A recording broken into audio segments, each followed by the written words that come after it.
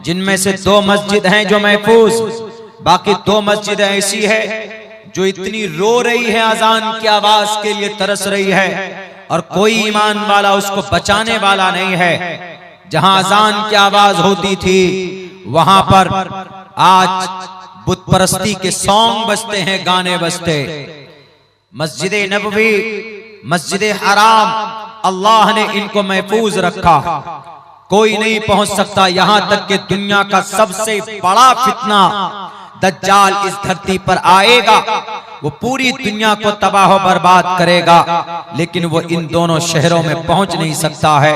मस्जिद हराम को, मस्जिद हराम का मतलब मुबारक मस्जिद, बहुत ही काबिल एहतराम वाली मस्जिद। दुनिया के अंदर सबसे मुबारक और मोहतरम कोई मस्जिद है तो मस्जिद हराम। दूसरे नंबर पर मस्जिद नबवी, मदीनतुल मुनव्वरा, शहर मदीना में। तीसरी मस्जिद मस्जिद अक्सा। तामीरी काम के एतबार से जब मस्जिद हराम बनी, उसके 40 साल के बाद सीरत इब्न हिशाम ने अपनी किताब के अंदर यह तशरीह की वजाहत की, लिखी कि 40 साल के बाद मस्जिद अक्सा की बुनियाद डाली गई। लेकिन फजीलत के एतबार से दूसरे नंबर पर मस्जिद नबवी है, मदीनतुल मुनव्वरा की मस्जिद है। तीसरे नंबर पर मस्जिद अक्सा। आज 1967 से लेकर आज तक मस्जिद अक्सा यहूदियों के कब्जे में। चौथी मस्जिद कुर्तबा की जामे मस्जिद है, अंदलुस, स्पेन। कुर्तबा की जामे मस्जिद बहुत पुरानी, वक्त की नमाज नहीं होती न मस्जिद अक्सा में। मस्जिद अक्सा के कोने में कहा गया है इन यहूदियों ने, इस जालिम इसराइल के अंदर बसने वाले नेतन्याहू के उन चेलों ने उस मस्जिद को अपने नरगे में ले रखा। 1967 से लेकर आज तक वो मस्जिद यहूदियों के कब्जे में। हमारी मस्जिदें क्यों छीनी जा रही? भारत के अंदर ये उत्तर प्रदेश का लाल बुजक्कर, इसको कुछ नजर नहीं आता, कुछ नहीं दिखता है। जब देखता है कि हमारी कुर्सी टूटने वाली है तो वो बुलडोजर फेंक किसी न किसी मस्जिद को तोड़ने की बात करता। कुछ नौजवानों को उग्र कर देता है। उन्हें पता होना चाहिए लाल बुजक्कर साहब को कि लाल बुजक्कर साहब, मस्जिद किसी मुसलमान की नहीं है, मस्जिद अल्लाह का घर है। जिस जगह पर जो जमीन मस्जिद की है वो अल्लाह की हो जाती है, और अल्लाह को पूरी दुनिया में सबसे मुबारक और पसंदीदा कोई जगह है तो वो सिर्फ मस्जिद है। इन्न अहब्बल बिलादि इलल्लाहि मसाजिदुहा। तमाम शहरों में, तमाम जगहों में, बल्कि रूए जमीन पर रब को अगर कोई जगह पसंद है तो वो मस्जिद, और सबसे ज्यादा नापसंद कोई जगह है अल्लाह को तो वो मार्केट है और बाजार, जहां पर हम लोग अपना मुबारक और अपना कीमती वक्त जाय कर देते। मेरे भाइयों, उसको पता होना चाहिए कि ये जो मस्जिद है ये अल्लाह का। जिस दिन मस्जिद बनाने के लिए किसी बंदे ने जमीन मस्जिद के नाम की, वो जमीन वक्फ हो गई। वो जमीन वक्फ का मतलब डोनेट कर देना, कुर्बान कर देना। किसके लिए? अल्लाह के लिए। मस्जिद है तो अल्लाह के लिए। या अगर कोई जमीन किसी मदरसे के लिए, किसी मकतब के लिए दे दी गई तो वो अल्लाह के मखलूक के लिए, अल्लाह के बंदों के फायदे के लिए। इन्हीं वक्फ की प्रॉपर्टी, इन्हीं को बोला जाता। जो मस्जिद है वह वक्फ की प्रॉपर्टी है।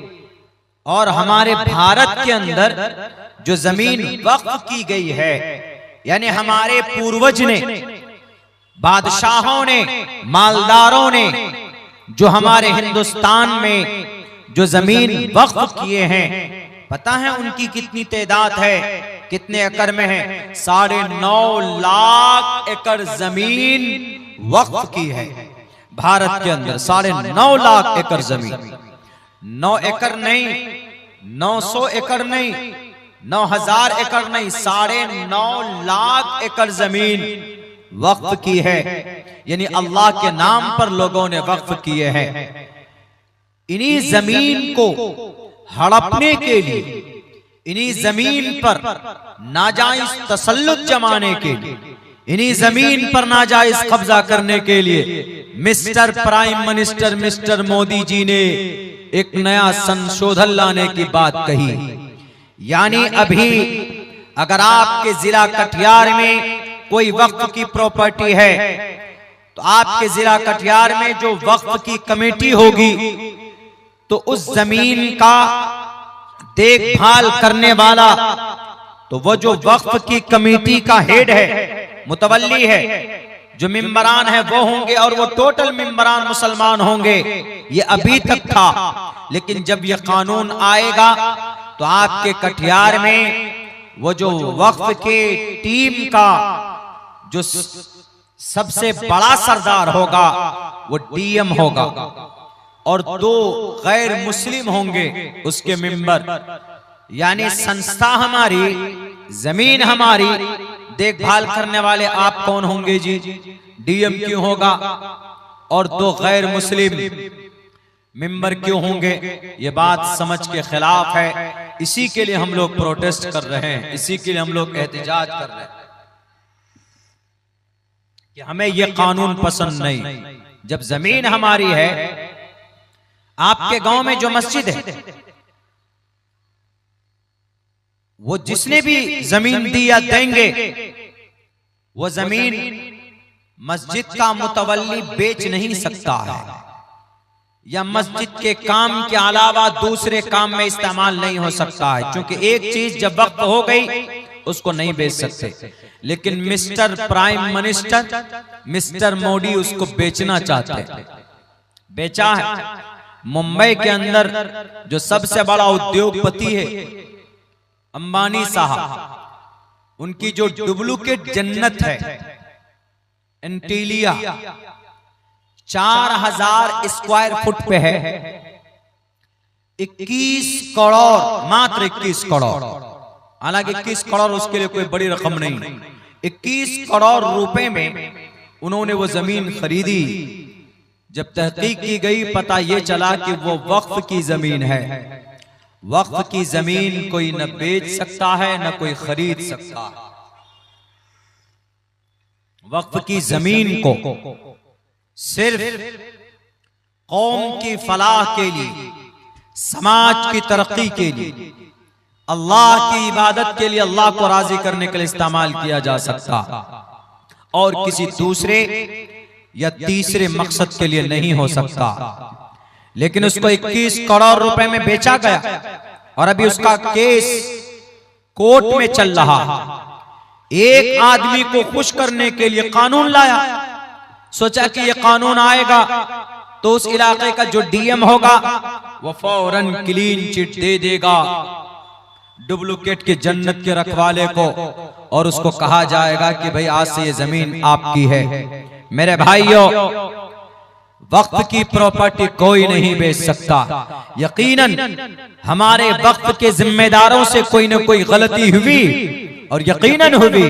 अगर ये वक्त की प्रॉपर्टी की सही देखभाल करते लोग, इसका पैसा सही इस्तेमाल में होता तो आज आपको आपकी मस्जिद बनाने के लिए चंदा नहीं करना पड़ता।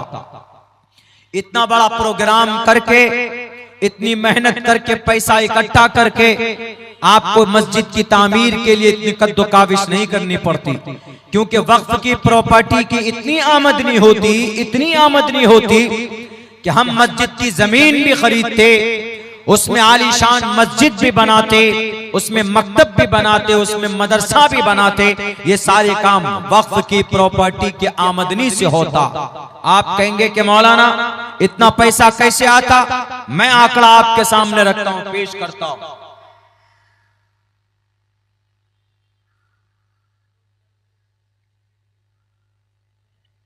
शुक्रिया, जज़ाकल्लाह। महाराष्ट्र में 30% वहां पर 1 लाख एकड़ जमीन महाराष्ट्र में है वक्फ की।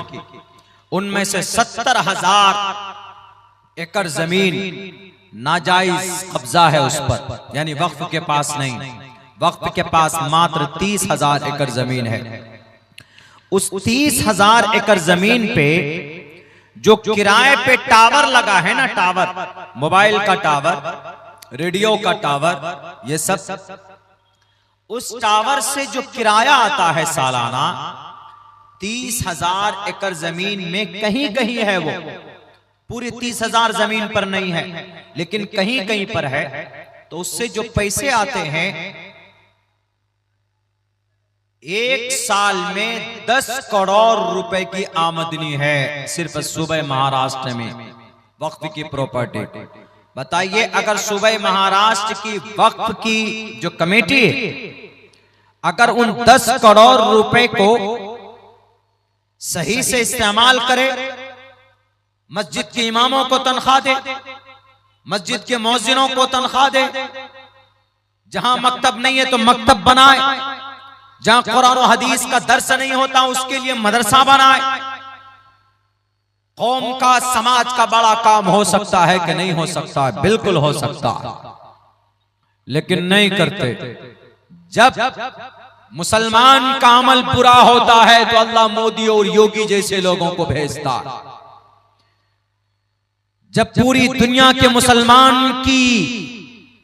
का अमल गंदा होता है तो अल्लाह इसराइल और रूस जैसा जालिमों को मुसल्लत करता है अर्ज़ फलस्तीन पर।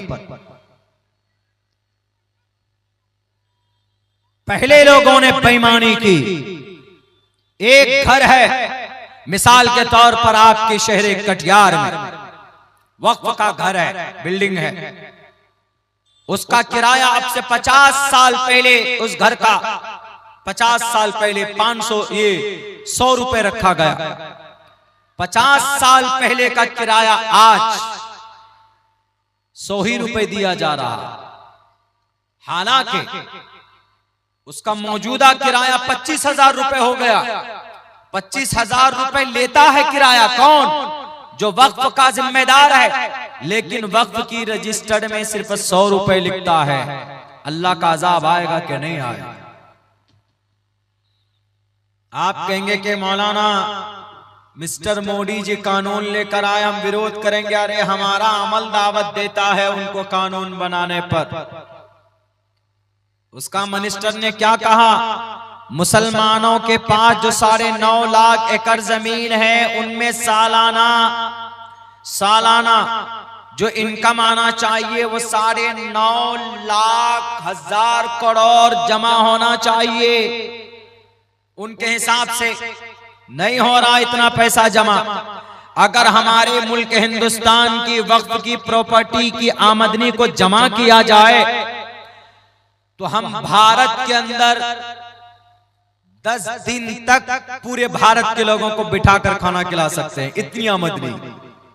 लेकिन टोटल पैसा अमानतदारी के साथ हम तक नहीं पहुंचता है, टोटल पैसा नहीं आ पा रहा। इसी वजह से जब आदमी का अमल पूरा होता है ना तो अल्लाह तबारक व ताला फिर मदद नहीं, अल्लाह तबारक व ताला फिर जालिमों को मुसल्लत करते। मेरे भाइयों, ये जमाना है अपने अमल को सुधारने का। अभी तो 2 मस्जिद की मिसाल मैंने आप हजरात के सामने पेश की। मस्जिद अक्सा जिसकी फजीलत, जिसका तज़किरा रब ने कुरान करीम के अंदर किया और यूं कहा है, सुब्हानल्लज़ी असरा बिअब्दिही लैलन मिनल मस्जिदिल हराम इलल मस्जिदिल अक्सा। मस्जिद अक्सा, उसके इर्द गिर्द हमने बरकत रखी है। रब कहता अल्लज़ी बारकना हौलहू लिनुरियहू मिन आयातिना, हमारी निशानियां हैं, हमने मुबारक बनाया उस मस्जिद को, मस्जिद अक्सा को। लेकिन आज मस्जिद अक्सा किसके कब्जे में है? यहूदियों के कब्जे में। कितने हैं यहूदी पूरी दुनिया में? 1.5 करोड़ यहूदी मुसलमान कितना है पूरी दुनिया में? 1.5-2 अरब मुसलमान, यानी मुसलमानों का सवा हिस्सा नहीं है यहूदी। लेकिन यहूदी आज इतने ताकतवर है कि इन्होंने दुनिया के हर खित्ते में अपने एजेंट को बैठा के रखा हुआ। उनके पास ऐसे ऐसे जासूसी तंजीमें, अगर आप में से किसी को मारना हो तो आपके घर में घुस के मारेगा, आपको पता भी नहीं चलेगा कि मुझको किसने मारा। ये यहूदी इतने मजबूत हो गए। 1967 से लेकर बैतुल मक़दिस यहूदियों के कब्जे में। अल्लाह के नबी अलैहिस्सलातु वस्सलाम ने 16 या 17 महीने उसी मस्जिद अक्सा के तरफ रुक करके आपने नमाज अदा की थी। ये वही मस्जिद अक्सा है जिसकी बुनियाद के बारे में कहा जाता है कि शुरू के अंदर 2 मस्जिद की बुनियाद हजरत आदम अलैहिस्सलाम ने रखी। एक मस्जिद हराम, दूसरी मस्जिद अक्सा। मस्जिद हराम से बुनियाद रखकर जब वो बैतुल मक़दिस मुल्क शाम की तरफ आए, मुल्क शाम के तरफ, तो बैतुल मक़दिस की बुनियाद रखी। उसके बाद फिर हजरत याकूब ने, उसके बाद फिर हजरत दाऊद ने, हजरत दाऊद बनाते बनाते उनका इंतकाल हो गया तो उन्होंने अपने बेटे हजरत सुलेमान अलैहिस्सलाम ने बाकी का काम पूरा किया। इसीलिए हजरत सुलेमान के बारे में ये यहूदियों का कहना है कि ये मस्जिद अक्सा हैकले सुलेमानी को तोड़कर उसकी बुनियाद रखी गई है। हैकले सुलेमानी का मतलब हजरत सुलेमान अलैहिस्सलाम की महल, हजरत सुलेमान अलैहिस्सलाम का दरबार, उसको तोड़कर मुसलमानों ने उस पर बुनियाद रखी, यानी मोहम्मद अलैहिस्सलाम के मानने वालों ने उस पर बुनियाद रखी है। इसीलिए यहूदी उस पर मस्जिद अक्सा पर कब्जा किए हुए, उस शहर, वो शहर यहूदियों के नजर में भी काबिल एहतराम है और मुसलमानों के भी नजर में काबिल एहतराम है, और नसारा यानी जो ईसाई है उनके नजर में भी काबिल एहतराम।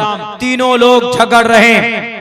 लेकिन तारीख की किताबों में देखेंगे तो हजरत सुलेमान अलैहिस्सलातु वस्सलाम का वो हैकल नहीं, वो दरबार नहीं था, बल्कि उन्होंने वो मस्जिद वहां पर बनाई थी। और फिर वो मस्जिद बनी, बड़ी मुबारक मस्जिद बनी। 3 मस्जिदों के तरफ कोई सवाब की नीयत से अगर सफर करे तो सफर किया जा सकता है, ज़ियारत की नीयत से। एक मस्जिद हराम के तरफ और एक मस्जिद नबवी की तरफ और एक मस्जिद अक्सा की तरफ। मस्जिद अक्सा फलस्तीन में है। जिस शहर में मस्जिद अक्सा है उस शहर का नाम यरूशलेम है, और उस शहर पर, उस मस्जिद पर यहूदियों का बहुत दिन से कब्जा। लोग उस पर नमाज पढ़ते, लेकिन कभी कभी यहूदी गोली बारूद भी कर देते, कभी कभी नमाज में गोली चला देते, कभी कोई कुरान पढ़ रहा होता है तो उसके ऊपर जुल्म ज़्यादती करते। वहां पर जुल्म सितम का बाजार गर्म है। अलबत्ता ये मस्जिद पहले भी यहूदियों और नसरानियों के कब्जे में गई, लेकिन कुर्बान जाइए, एक बड़े अजीम सिपहसालार सुल्तान सलाहुद्दीन अय्यूबी ने ये मस्जिद जब यहूदियों के कब्जे में गई तो 16 मरतबा जंग लड़ी उन्होंने। सुल्तान सलाहुद्दीन अय्यूबी ने 16 मरतबा जंग लड़ी, तब जाकर मस्जिद अक्सा को आजाद किया और कराया।